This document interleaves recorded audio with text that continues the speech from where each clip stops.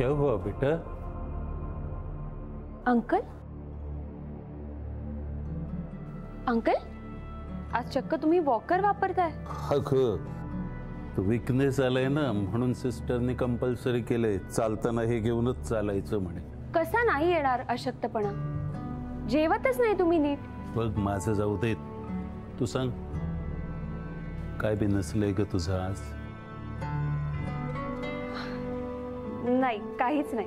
सांग बघू पटकन काय झालंय? अंकल खरंच काही नाही झालंय.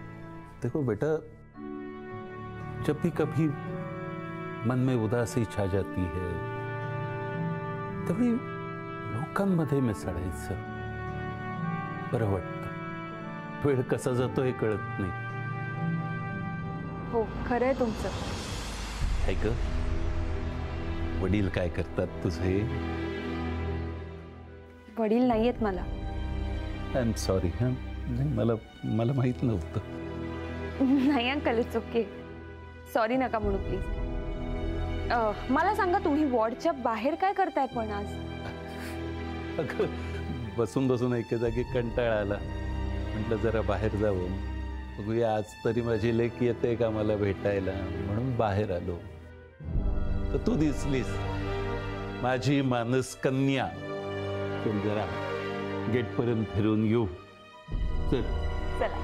आपल्या हॉस्पिटलच्या नव्या बिल्डिंगचं हे मॉडेल आपल्या सगळ्यांना आवडलेलं आहेच. आता हे स्वप्न सत्यात उतरवण्याची जबाबदारी आपल्या सगळ्यांची आहे. Thank you doctor Sapre for such lovely words. And honestly I have no doubt about it that this will be a milestone in the medical history of India. नक्कीच.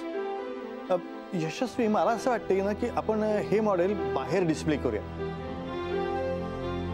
म्हणजे काय होईल की लोकांमध्ये चर्चा होईल आणि त्या पब्लिसिटीचा फायदा शेवटी आपल्यालाच होईल ना. बरोबर. Brilliant suggestion. सप्रे, आजच आपण हे बाहेर ठेवू. हो नक्कीच, पण ठेवायचं कुठे? रिसेप्शन. तिथे जास्तीत जास्त लोकांना दिसेल.